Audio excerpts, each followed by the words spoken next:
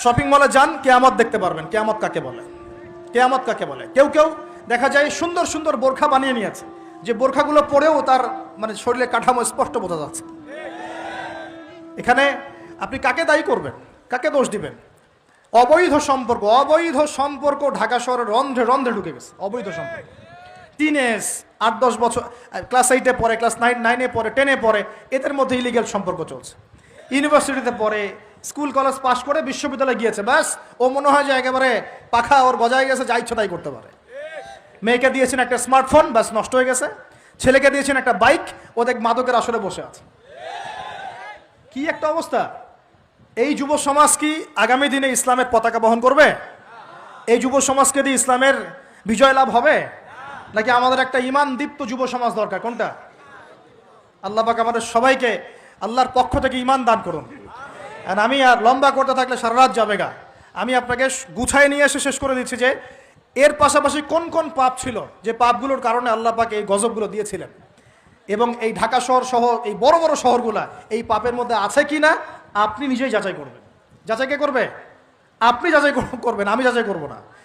1 number শিরকের পাপ, আছে না নাই? কুফরির পাপ 2, আছে না নাই?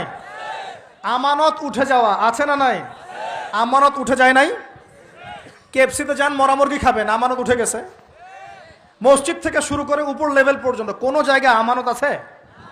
কেউ বলছে যে আমি জনগণের কল্যাণে নিজেকে নিয়োজিত করেছে, উপর থেকে হাতি আসলে ও খাইতে খাইতে খাইতে মাসি বানায় দেয়, তাই না? এগুলা একটা বাজেট আসছে 1 কোটি টাকার, দেখবেন আস্তে আস্তে আস্তে 10 লাখ টাকায় নেমে আসছে, শেষ নাই।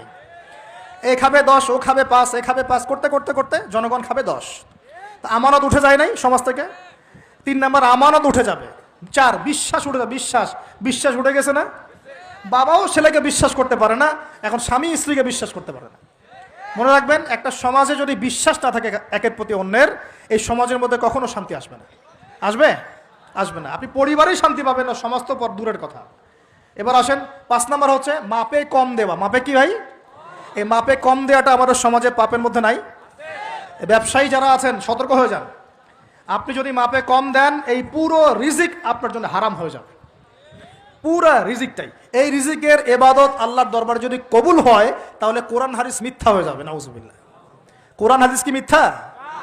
এই রিজিক যদি খেয়ে ইবাদত আল্লাহর কাছে কবুল হয়, তাহলে কোরআন সুন্নাহ মিথ্যা হয়ে যাবে। নাউজুবিল্লাহ। আল্লাহ পাক বলেছেন এই মাপে কম দেয়া হারাম রিজিক খেয়ে ইবাদত করলে ইবাদত কবুল হবে না। পৃথিবীতে সর্বপ্রথম কওমে মাদিয়ানকে ভূমিকম্প দিয়ে ধ্বংস করে দেওয়া হয়েছিল। তাদের প্রধান অপরাধ ছিল মাপে কম দেওয়া, যেটা আমাদের মধ্যে ছড়িয়ে পড়েছে। মাপে কম দিচ্ছি আমরা।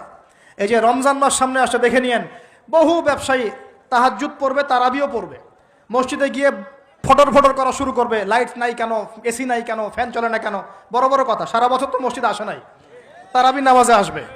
আবার দেখবেন অনেকে সারাদিন তো মসজিদ নাই, জুমার দিনে যায়, জুমার দিনে গিয়ে বলে ইমাম সাহেব ওটা করেন নাই কেন, এই মুয়াজ্জিন সাহেব এটা করেন নাই কেন। আছে না এমন লোক? এই শ্রেণী মানুষ আছে দেখবেন, এরাই ফটর ফটর বেশি করে রমজান মাসে। রমজান মাসে দেখবেন নামাজে তারাবিও পড়বে, মাপেও কম দিবে। এরকম লোক আছে না? মাপে যারা কম দেয়, এই পাপের কারণে সমাজের মধ্যে দুর্ভিক্ষ নেমে আসে। আমাদের অর্থনৈতিক অবস্থা এমন জায়গায় দাঁড়িয়ে আছে না, দুর্ভিক্ষ যদি চলে আসে অবাক হওয়ার কিছু নাই। দুর্ভিক্ষ চলে আসলে আপনারা অবাক হতে পারেন, আমি অবাক হব না।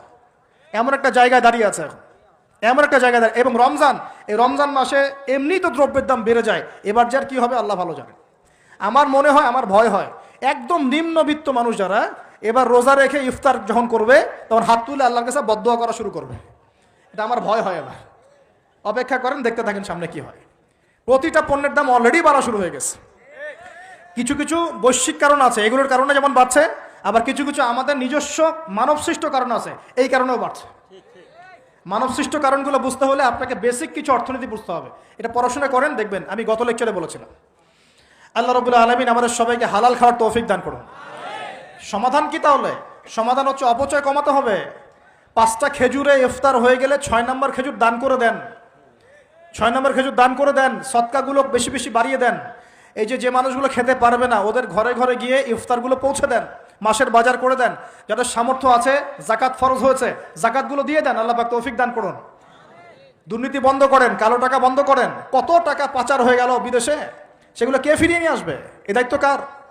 মনে রাখবেন, একটা পাপের হিসাব না দিয়ে কাল কিয়ামতের মাঠে কোনো দায়িত্বশীল পার পাবে না ইনশাআল্লাহ। কোনো দায়িত্বশীল না। না এই যে আমি লেকচার দিচ্ছি না, আল্লাহ পাক আমাকেও দাঁড় করাবেন, দাঁড় করায় বলবেন তোমাকে আমি দিনের যে জ্ঞান দিয়েছিলাম সেই জ্ঞানের হক তুমি আদায় করেছো কিনা হিসাব দাও এখন। এই যে বড় বড় মুফাসসিরে কোরআন, মুফতি, মুহাদ্দিস বসাচ্ছেন, পাংখা দিয়ে বাতাস করছেন, হ্যাঁ, চা খাওয়াচ্ছেন, কফি খাওয়াচ্ছেন, এক একজনকে আল্লাহ পাক দাঁড় করাবেন, বলবেন কোরআন সুন্নাহর যে আমানত দিয়েছিলাম সে আমানতের সাথে কতটুকু তুমি হক আদায় করেছো হিসাব না দিয়ে পার পাবে না তুমি। আজ ফাইজলামি মনে করেছেন নাকি দিনকে?